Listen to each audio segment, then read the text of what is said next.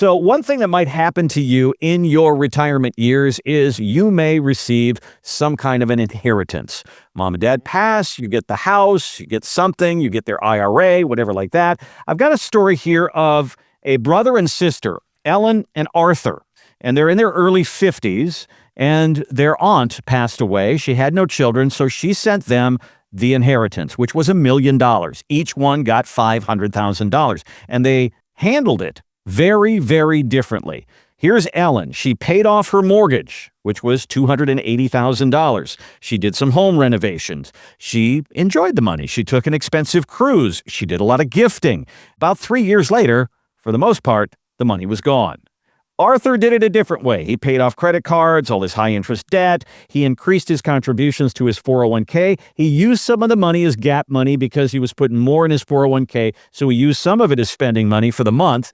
But 3 years later, he still had a lot of money left. Now, obviously, Arthur did his probably a little bit better than Ellen. Let me ask you about this. When people get an inheritance, do they lose their heads? Do they make crazy decisions? Do they make wrong decisions? Are they too conservative? What do you see when people get an inheritance? Yeah, it's all over the place. I've got a couple of examples of this. I actually had, well, they're not clients anymore because the money's gone. But Okay. I had some clients that won the lottery, believe it or not. Oh, wow. Right. Okay. And it wasn't one of these huge Powerballs. It was, I think it was 6 million that they won. So still all right, Fantastic. And yeah, and they were older when they won it. And I probably in 4 or 5 years, almost all of it was gone. Wow. And it's kind of, I've never had this much money before. Now, the advice that you usually hear, and I think it's great advice, is whether it's inheritance, whether it's a windfall of any type, right? Lottery, whatever. Don't do anything for a few months. Mm-hmm. Just don't do anything, right? Put it in a money market, put it in a savings account. Don't tell anybody. For God's sake, don't tell anybody, because that's the quickest way that you'll lose it, right? Is everybody comes out of the woodwork wanting a handout, and just kind of carry on with your life. And then over time, as you've digested it, you'll have time to figure it out. But, this money, there was a new house, and then the kids all needed something and the grandkids all needed something. And we had somebody else who, they got a settlement from one of the utility companies here because the husband was killed. It was a very sad story. Same stuff. Money's gone in a few years. So whatever sort of windfall it is, stop, don't do anything right away, right? Just stop and kind of think about the situation. Let it marinate, I guess you could say, for a while. The other side of this too is, we don't know these people's situations, but it would sound to me like one of these siblings used the inheritance to stabilize themselves and kind of guarantee their retirement, if you want to say that. And the other one just went through it, right? Now, maybe she has a ton of other money, so she didn't have to worry about it. But the point I come to here more is, you should not be relying on a windfall, in particularly an inheritance, to make your retirement work. Because the number of people we've sat down and met with whose retirement is heavily contingent on their parents dying relatively soon is unfortunate, right? We had some clients who, she retired, I think it was 2015, she retired, and the husband had a pretty good job, and he liked the job and didn't, had no plans to retire for another 5 years or 6 years, quite a while.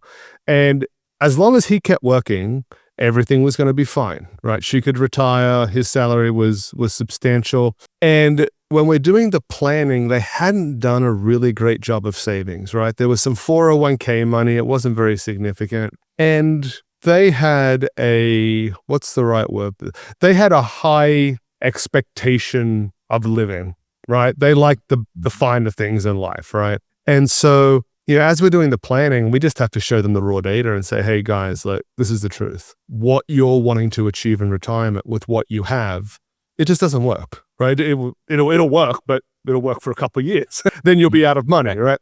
And they said, well, we're really not too worried about that, because, we're each expecting about $1 million from our parents as an inheritance. Both of our parents are early 80s. So yeah, we're expecting that in the next few years. I was like, all right, well, if you want me to throw those numbers in there, I can show you what it looks like.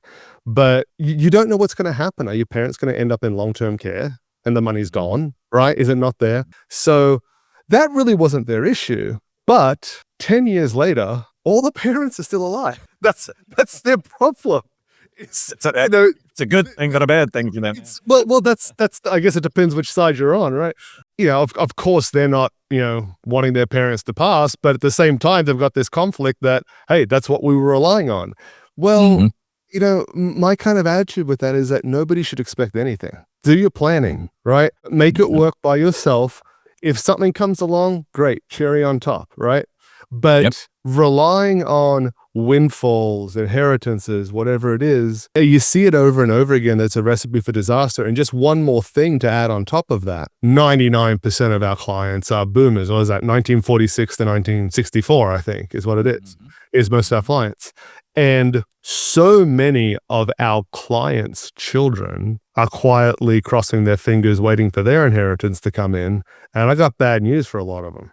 There's not a plan to leave inheritance, right? Right. It's, hey, I worked for this money, and fair enough too, right? Like I worked for this money, I got you through college or whatever it is, and now it's our time to live. Set your plan up that you're not dependent on others. Great points. And having an inheritance it's a ticket to a great retirement, but we see over and over and over again how people, they get a little over their skis when they know that money's coming in. Well, when I saw this story and I heard the president say, you know what? I admire the retirement system in Australia. And I said, I know who I'm going to talk to about that. Well, we got a couple of minutes left here. Let's go through this pretty quickly, because really the main difference between what we do in this country and what Australia does is we put our money in 401ks, and that money is not taxed until we use it in retirement. In Australia, they do it a little bit differently. They put money into the account and it gets taxed each year at 15%. And then in retirement, you take it out however you want. It's all tax-free. So my question to you, Jay, is it better for us to be doing the tax-deferred route, or is it better what Australia does is tax it along the way, and then when you get into retirement, we don't have to worry about RMDs and all those taxes that we talk about? It's called 401k here, right? In the States, it's called 401k. That same thing is what's called superannuation in Australia, right? That's the term that's used. And it's really a better deal, I think, than the options that we have here. And the reason I say that is the option we have here is you put it in, you don't pay tax, and we talk about it all the time, right? It ends up becoming a problem on the back end, right? We got to get it out. It's all taxable then. Or you pay tax on the whole thing at whatever tax bracket you're in. Maybe you're in the 20-30% tax bracket, and then it goes into the Roth side of it and comes out tax-free. Well, it's almost like a hybrid, right? Because you do pay tax on the way in, but you pay a lower percentage of tax than what you would for most of us. Most of us are above the 15% tax bracket. So you pay a lower tax on the way in, and then it comes out tax-free. So somewhat the best of both worlds. This is the big thing though, Randy. And I guess depending on if you're an employer or an employee, you would like this. The contribution by the employer to the superannuation is mandatory. Okay. And it's 11 to 12%. Okay, so in this country, we do 6.2, and then the employer does 6.2. That means 12.4. I know in other countries, that number is up there around 28, 29, 30% in some places. So you're seeing the same thing in Australia. You're talking about the Social Security. That's right. Okay, that's different. Security, right? So this is like you go and work somewhere and they'll match 6% if you put 6% in, right? Okay, gotcha. Okay, that's different. Yeah. This is the 401k side of it, if you want to call it that. So the employers, I just talked to my cousin the other day about this, and I can't remember where it's at now. It's 11 or 12%, whether the employee contributes or not. It's a mandatory 11 or 12%.